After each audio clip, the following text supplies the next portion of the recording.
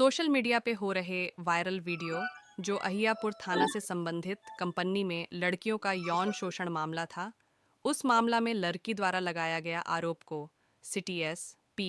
Press conference के जरिए स्पष्ट कर दिया। आइए हम दिखाते हैं, तब तक बने रहिए प्रिया न्यूज़ 24। मारपीट करके और जबरन शादी कई तरह का।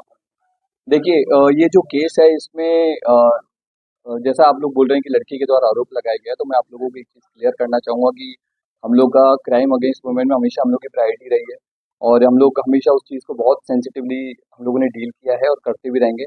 रही बात इस मैटर की, तो इस मैटर में लड़की अभी तक एक बार भी थाने पे नहीं आई थी। लास्ट ईयर सेम कंपनी के सेम ब्रांच में बखरी स्थित जो ब्रांच है उसमें रेड किया गया था। रेड करने पे 7 लोगों की गिरफ्तारी की थी।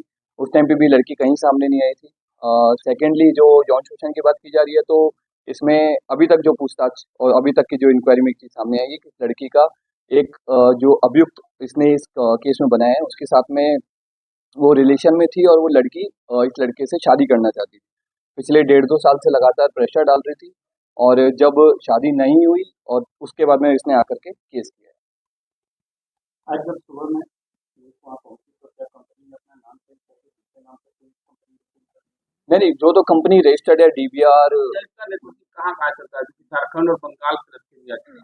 बिल्कुल, इसमें झारखंड, बंगाल और ये सिर्फ बिहार में नहीं है, ये कंपनी बाकी स्टेट्स में भी है, पंजाब तक और साउथ में भी इस कंपनी की कई सारी ब्रांचेस हैं और कई बार ये डायरेक्ट सेलिंग में खुद से करती है या फिर कई बार अपनी फ्रेंचाइज भी दे देती है। जैसे कई सारी डायरेक्ट सेलिंग कंपनीज हैं जो इंडिया में ऑपरेट करती हैं, उन्हीं में से एक कंपनी। ट्रेनिंग में फ्रॉड कॉलिंग के बारे में बताया जारी हम लोगों ने भी देखा, उसमें बताया जाता है किस तरीके से बेरोजगार को खोजना है, टारगेट करना और फिलअप प्रताप का शिकार हो।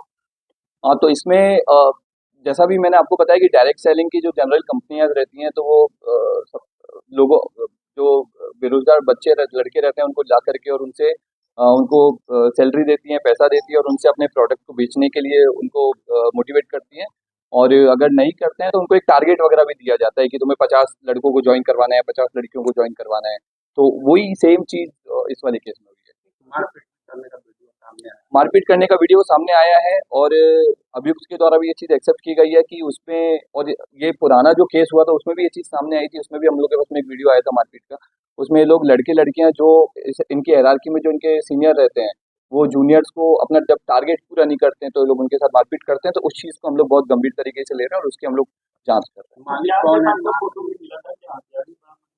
नहीं, हथियार वाला मालिक कहाँ का है और कहाँ जो इनका इस कंपनी के जो एमडी हैं वो मनीष सिन्हा हैं, ये सिवान के रहने वाले हैं। अभी तक हाँ, गिरफ्तारी के लिए हम लोगों ने छापेमारी की, बट अभी तक गिरफ्तारी नहीं हुई है। क्या नाम है? जिसकी हम लोगों ने गिरफ्तारी की है, इसका नाम तिलक है और इसकी हम लोग गोरखपुर से गिरफ्तारी की है। कहाँ केस दर्ज होने के बाद में हम लोग मतलब अनमेरिड लड़कियां रहती है और सामने नहीं आती, तो पुलिस अपने स्तर से कहीं ना स्थिरता तो बरत क्या लग रहा है? नहीं, ऐसा बिल्कुल नहीं है। लास्ट ईयर जब इसमें एफआईआर हुआ था, जो व्यक्ति एक ओमकार नाथ पांडे नामक जो विक्टिम थे वो आए थे सामने। उस दौरान भी हम लोगों ने बहुत लोगों से पूछताछ की, बट उस टाइम पे भी कहीं इस तरह का कंप्लेन नहीं आया, ना ही इस लड़की के द्वारा इस तरह का कोई हमें बताया गया। जबकि नहीं, पुलिस के अनुसंधान में इस लड़की ने कभी ऐसा नहीं बताया, जबकि हाँ कोई दूसरी नहीं।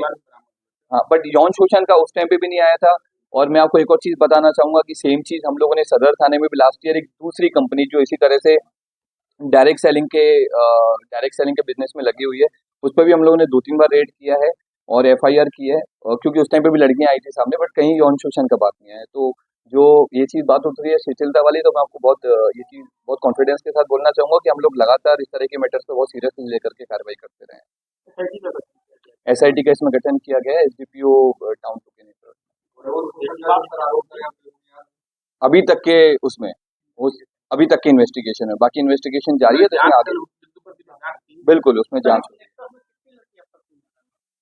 इसमें सिर्फ लड़कियां नहीं है, लड़के भी हैं और ये कहना मुश्किल है नंबर का, क्योंकि इसमें लाखों की संख्या में लड़के लोग हैं, लड़कियां लोग हैं, जो पूरे इंडिया में इन लोगों के कॉल सेंटर चलते हैं, फिर अलग अलग ब्रांचेस हैं जहाँ पे बैठ करके वो कस्टमर्स को फोन करते हैं और अपने प्रोडक्ट्स को बेचते हैं। दूसरे स्टेट से पूरे संपर्क किया है बिल्कुल। तो हम लोग इसकी जितनी भी ब्रांचेस हैं, सारी ब्रांचेस का हम लोग एक वो लिस्ट तैयार करेंगे और जितने भी ब्रांचेस में जो अलग अलग स्टेट्स में अलग अलग सिटीज में हो रही है, उनके हम लोग संबंधित पुलिस को हम लोग सूचना देंगे।